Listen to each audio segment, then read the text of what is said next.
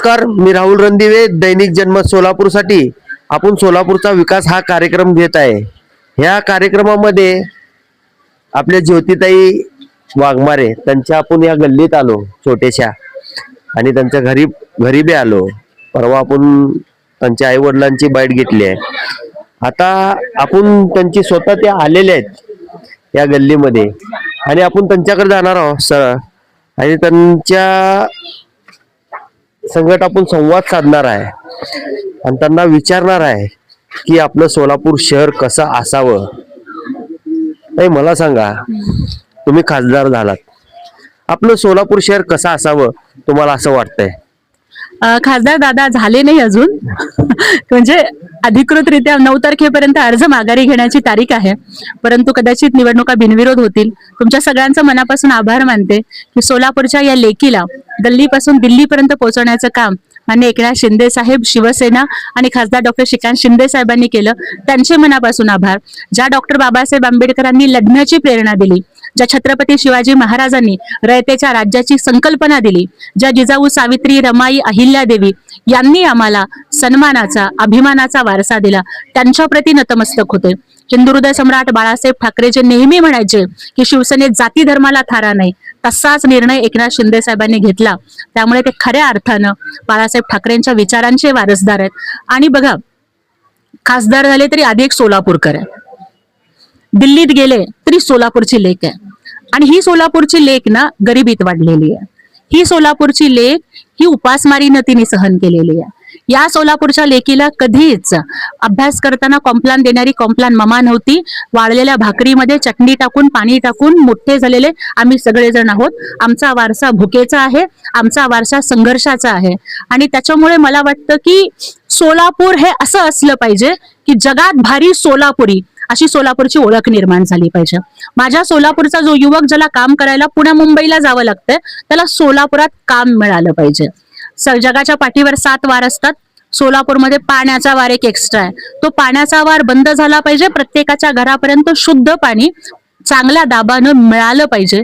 सोलापूरच्या महिलांना कायम दुसऱ्याची धुनी भांडी करण्याची वेळ येऊ नये, पोटासाठी विड्या वळण्याची वेळ येऊ नये, तर सन्मानानं त्यांना रोजगार मिळाला पाहिजे.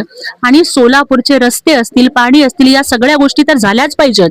परंतु सोलापुरामध्ये आपल्या सोलापूरला साहित्यिकांचा वारसा आहे, आपल्या सोलापूरला स्वातंत्र्य सैनिकांचा वारसा आहे, आपल्या सोलापूरला ऐतिहासिक वारसा आहे. तो सगळा वारसा आपल्याला दिल्लीच्या दरबारामध्ये पोहोचवण्याची संधी ही शिवसेनेनं दिली, आणि त्याचं मी सोनं करेन असा विश्वास आहे. मला सांगा ताई, शेतकऱ्यांचा अनेक विषय आहेत. त्यांना हमी भाव असेल, कृषी उत्पन्न बाजार समितीमध्ये भरपूर काय त्यांचं होलसांड होते, पैसे तिकडं भरपूर द्यावं लागते. ह्यासाठी ज्योतिताईचा प्रयत्न काय असणार आहे? महाराष्ट्रातलाच नव्हे तर संपूर्ण भारतातला जो शेतकरी आहे तो कधी अस्मानी तर कधी सुलतानी संकटानं कायम गांजलेला असतो. पण आपण बघू शकतो की छत्रपती शिवाजी महाराजांनी सुद्धा शेतकऱ्यांना बी बियाणं देणं असेल, अवजारं देणं असेल, आणि राज्यातला शेतकरी सुखी तर स्वराज्य सुखी असं शिवाजी महाराजांचं धोरण होतं. आणि त्याच्यामुळेच त्यांनी सैन्याला सुद्धा आदेश दिलेला होता की रयतेच्या भाजीच्या देठाला सुद्धा हात लावू नका. डॉक्टर बाबासाहेब आंबेडकरांनी संविधान लिहिताना सुद्धा भारत हा कृषी प्रधान देश आहे याचा पूर्ण विचार करून त्या बाबासाहेबांनी सुद्धा शेतकऱ्यांचं जीवनमान कसं सुखी करता येईल या संदर्भातल्या अनेक गोष्टी ह्या त्यांच्या पुस्तकांमध्ये लिहून ठेवलेल्या आहेत. मला वाटतं की आपण बाबासाहेबांचं स्वराज्य आणि शिवाजी महाराजांचं संविधान या दोन्ही गोष्टी जरी एकत्रित केल्या तर फक्त शेतकरीच नव्हे तर कामगार असेल, महिला असतील, मागासवर्गीय असतील, अल्पसंख्याक असतील, सगळ्यांचे प्रश्न सुटायला मदतच होणार आहे. माझ्या शेतकरी बांधवांची प्रश्न, त्यांची दुःख, त्यांच्या वेदना ह्या सगळ्या दिल्लीच्या पटलावरती, देशाच्या पटलावरती मांडण्यासाठी मी त्यांचा आवाज बनेन आणि त्यांना न्याय मिळवून देण्यासाठी अहोरात्र प्रयत्न करेन हा शब्द आपल्या साक्षीनं मी त्यांना देते. ताई, सोलापूर शहर असेल, मेडिकल हब म्हणून ओळखलं जात आहे. सगळं इकडं दवाखान्याचे जे प्रश्न, आजूबाजूच्या जिल्ह्यातून लोक इथं येतात, आणि इथं आपल्या सिव्हिल हॉस्पिटल असेल हे एकच आहे, आणि गर्दी तिकडे भरपूर असते. ह्यासाठी ज्योतिताईचा काय प्रयत्न असणार आहे? खरं तर सोलापूर हे एज्युकेशनल हब आणि मेडिकल हब म्हणून ओळखलं जात आहे. त्यातल्या त्यात सोलापूर हे आंध्र, कर्नाटका, तेलंगणा यांच्या बाउंड्रीवर असल्यामुळं आणि मराठवाड्याचं सुद्धा प्रवेशद्वार म्हणून सोलापूर ओळखलं जात असल्यामुळं एका बाजूला मराठवाड्यातले सुद्धा अनेक रुग्ण येतात आणि दुसऱ्या बाजूला आंध्र, कर्नाटका, तेलंगणा, हैदराबाद वरून सुद्धा अनेक रुग्ण येतात. पण आपण जो उल्लेख केलाय ते अत्यंत बरोबर आहे की सिव्हिल हॉस्पिटल हे एकमेव आहे, परंतु नुकतंच आपण याकडेही लक्ष दिलं पाहिजे की जे गुरु नानक चौकामधलं नवीन सिव्हिल हॉस्पिटल आहे, जे महिला आणि बाल रुग्णालय आहे. मॅडम तिकडं डॉक्टर लोक असतील, जबाबदारीनं काम करत नाहीत आणि जास्त आपण म्हणताय की गुरु नानक चौकात जे महिला हॉस्पिटल झालंय तिथं एखादी जर महिला गेली आपली की जबाबदारीनं मी डॉक्टर जबाबदार आहे आणि ते जबाबदारीने त्यांनी काम करायला पाहिजे असं तिथं दिसत नाही. एकच सिव्हिलवर सगळा बोजा येतो. आपण ज्या पद्धतीनं सांगताय ती जर परिस्थिती असेल तर मी तुम्हाला एवढंच सांगू इच्छिते की ते नवीन हॉस्पिटल झालं. महाराष्ट्र राज्याचं आरोग्य खातं हे शिवसेनेचे मंत्री माननीय प्रकाशजी आंबेडकर साहेबांच्याकडे आहे.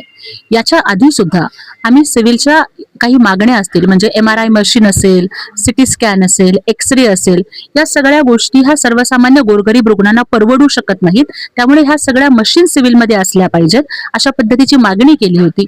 मला वाटतं DPDC मधून सुद्धा काही मशीन ह्या सोलापूर सिव्हिल हॉस्पिटलसाठी मंजूर झालेले आहेत.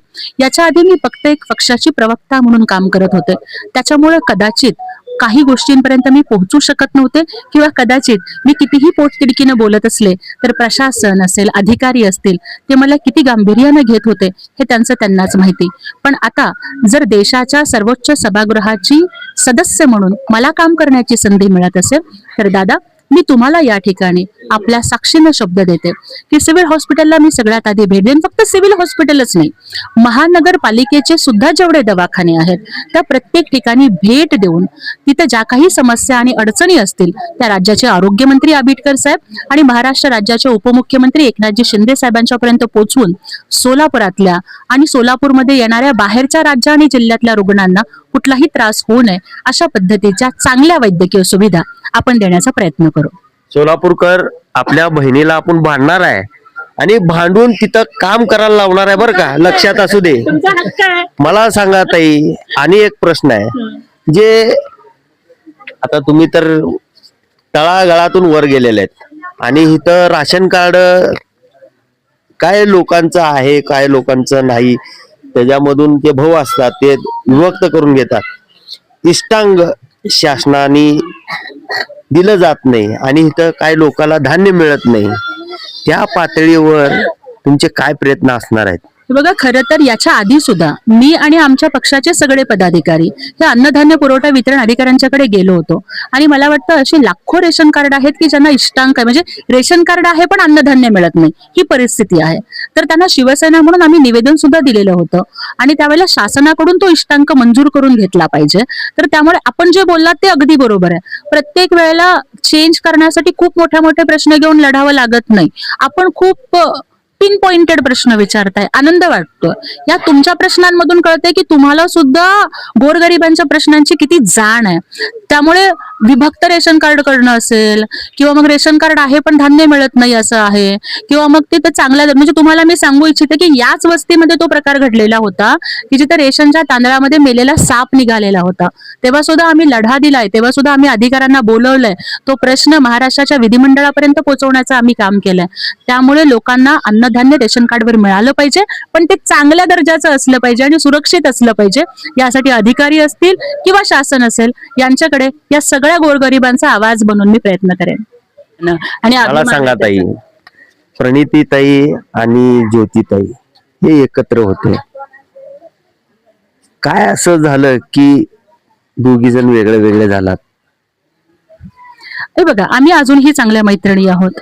राजकारणातून वेगळं होण्याचा निर्णय हा मी एकटीनं घेतलेला नाहीये, तो अनेकांनी घेतलेला आहे आणि तो का घेतलेला आहे हे आमच्या सगळ्यांच्या पेक्षा जास्त सोलापूरकरांना माहिती आहे. माझं म्हणणं इतकंच आहे की जिथं स्वाभिमानानं राजकारण करता येतं अशाच पक्षामध्ये राहिलं पाहिजे आणि त्यामुळेच आज आमचे पक्ष वेगळे आहेत, परंतु मला वाटतं की सोलापूरच्या विकासाच्या कामासाठी आम्ही ज्या वेळेला गरज पडेल त्या वेळेला एकत्र येऊ. लक्षात असू दे, आपल्याला 2 खासदार आहेत, आणि हे एकत्र येणार आहेत. ह्यांच्या विचाराचा भाग वेगळा आहे, पण हे महिला म्हणून एकत्र येतील आणि आपल्या सोलापूरचा गाडा आणि सर्वसामान्याचा जे तळागाळातले प्रश्न आहेत ते पार्लमेंटमध्ये मांडतील असं आमच्या सोलापूरकरांचं म्हणणं आहे बरं का ताई. मला सांगा, सोलापूरकरांना काय सांगाल? माझ्या तमाम लाखो सोलापूरकरांना एवढंच सांगतेय की आज मी दिल्लीला जातेय, परंतु प्रत्येक वेळेला जाणीव असेल की मी सोलापूरची लेक आहे. दिल्लीला जरी राहिले, संसदेत जरी गेले, तरी दिल्लीकर बनून नाही तर सोलापूरकर बनूनच जाईन. सोलापूर हे गिरणी कामगारांचं गाव आहे, सोलापूर हे विडी कामगारांचं गाव आहे, सोलापूर हे बांधकाम कामगारांचं गाव आहे. सोलापूर मधले जी लाखो लोक ही गरीब वस्त्यांच्या मध्ये राहतात, त्यांची प्रतिनिधी बनून जाते. आणि एवढाच शब्द सोलापूरकरांना देते की तुमची मान अभिमानानं उंचावेल अशाच पद्धतीचं काम देशाच्या संसदेमध्ये तुमची ही लेख करून दाखवेल. सोलापूरमध्ये जे स्मार्ट सिटी जी योजना आली त्याच्यामध्ये भ्रष्टाचार झालाय असं तुम्हाला वाटतंय? मान आहे.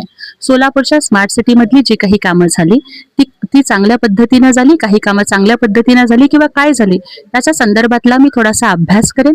आत्ताच तर थोडीशी माझी नियुक्ती झालेली आहे, थोडासा मला वेळ द्या, मला अभ्यास करू द्या आणि अभ्यास पूर्ण पद्धतीनं मी या सगळ्या विषयांवरती आपल्याशी सविस्तर बोलेन. आपलं सोलापूर कसा असायला पाहिजे आणि त्यांच्याकडे आपण वारंवार येणार आहे. आपले जे इथले तळागाळातले जे प्रश्न आहेत सोलापूरचे ते पार्लमेंटमध्ये मांडावं आणि आपल्या सोलापूरचं सुबलाम आणि सुफलाम आणि एक स्मार्ट सोलापूर जिल्हा व्हायला पाहिजे यासाठी प्रयत्न करतील. मी राहुल रणदिवे सह चंदन बोलू, सोलापूर न्यूज.